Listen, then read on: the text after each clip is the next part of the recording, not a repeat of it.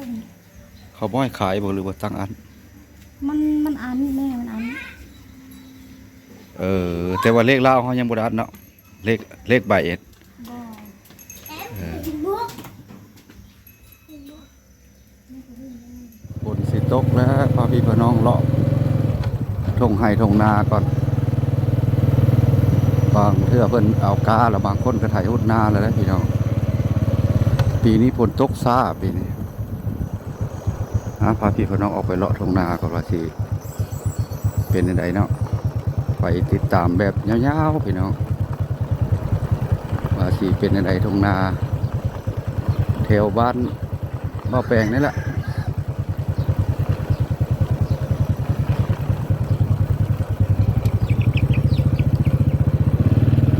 ฝนตกมืดมาแล้วก็หายไปเลยเนาะชั่วมือนี่เพิ่นว่าพายุเพิ่นว่าบ่แม่นฝนพายุเป็นลูกนั้นลูกนี้มาจากเวียดนามบ่หรือว่ามาจากจีนบ่นะแต่ว่ามันเป็นอะไรแต่ว่าปีนี้เพิ่นว่าเข้าหน้าวังแล้วถือว่าอุดมสมบูรณ์เข้าหน้าโนนหน้าโนนทรายขนาดนั้นแหละบ่อยากฮับมากผลปานใดเพิ่นว่าเนาะและสิพาพี่พาน้องออกไปเลาะเบิ้งเดี๋ยวทงนาบ้านถ้ำเชียงแหวนเฮานี่แหละบ่ได้ถ่ายให้เบิ้งถึงละนานแล้วบ่ได้อัปเดตเนาะตัวนี้ก็เป็นทางสี่แยกเส้นสี่แยกขวามือนี่แหละขึ้นภูเขียวนครเนาะไปซื้อนี่แหละมันไปทำงัวหรือว่าซอดใส่ทำตาสร้างทางหน้าเนี่ยก็มีบ้านพักไว้พี่น้องทางนี้ทางซ้ายนี่แหละไปทางตัวเมืองเนาะเข้าไปขัวมิตรภาพไทยลาวแล้วกับบ่อนนั้นเพิ่นสิเฮ็ดรถไฟลาวจีนอยู่ทางโพธิท่าเนาะแต่ว่าไปมื้อนี้ก็สิบ่ได้ไปฮอดถ่ายอัปเดตทงให้ทงนาให้พี่ให้น้องเบิ่งว่าเป็นจังได๋ฝนฟ้าอากาศทางบ้านเฮาว่าตกกันละบ่ก็ได้มาอัปเดตให้กันเบิ่งเนาะแต่ละมือแต่ละวันก็ต้องได้มีคลิปลงให้ FC ใหม่ FC เก่า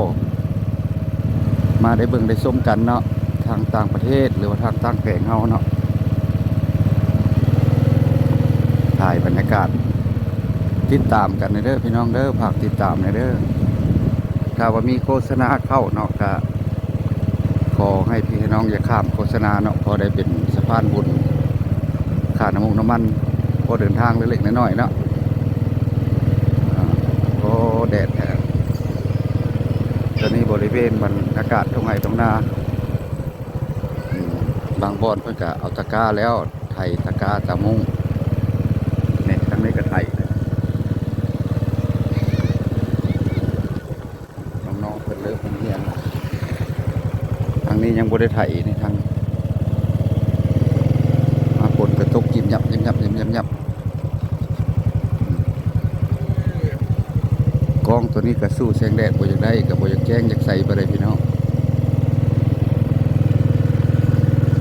โอ้มันไถหุดแน่แล้วเนาะเริ่มไถหุดแล้วได้แต่ว่าอันนี้เป็นนาวังแล้วก็ปกติแล้วเพิ่นจะดำก้อนหมู่เพิ่นก็ยังบ่ได้ไถเพราะน้ำยังบ่มีเลยนี่ยังบ่ออกแกงเนาะน้ำเนาะยังบ่ได้ออกแกงเลย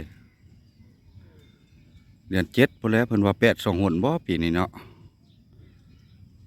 เพิ่นแม่นว่าสิแม่นบ่8 2หนเนาะค่อยก็บ่ทันฮู้ชัดเจนได้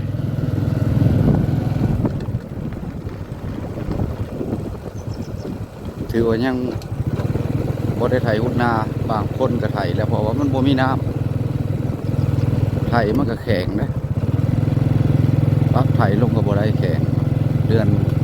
สิหมดแล้วได้นี่พี่น้องเดี๋ยวนี้มันเดือนนั้น6แล้วเนาะเดือน5เดือน6ลาวเฮา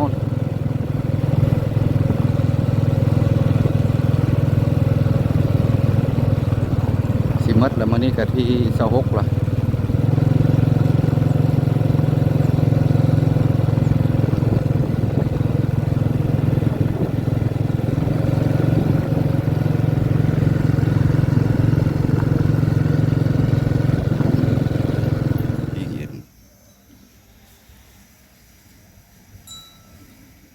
ไม่เท่าไรพี่เงิน 2,000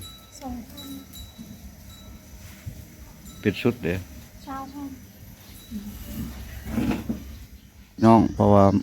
วันนี้ก็คลิปนี้ก็เอาสั้นๆเนาะเพราะว่าเอาสั้นๆเพราะว่ามื้อนี้ก็ออกไปเลาะทุ่งไร่ทุ่งนาบ้านเรางัวบ้านบ่อแปลกนี่แหละเนาะมื้อนี้ก็วันหวยออกให้โชคดีหมดสุขุสุคนเด้อพี่น้องเฮาผู้ใดมาชมคลิปนี่ก็ได้คลิปนี้ก็ขอลาหมดสุขุสุคนไปก่อนคลิปหน้าคลิปในจะมาอัปเดตให้เบิ่งใหม่พี่น้องไปก่อนเด้อหมดสุขุสุคนอยู่ดีมีแฮงหมดสุขุสุคนทั้งพ่อทั้งแม่ภาคเข้าไปเป็นกำลังใจหรือว่าติดตามในเด้อพี่น้องเฮาทางซองเบาแปลงบรรณาเนาะพี่น้องไปก่อนพี่น้อง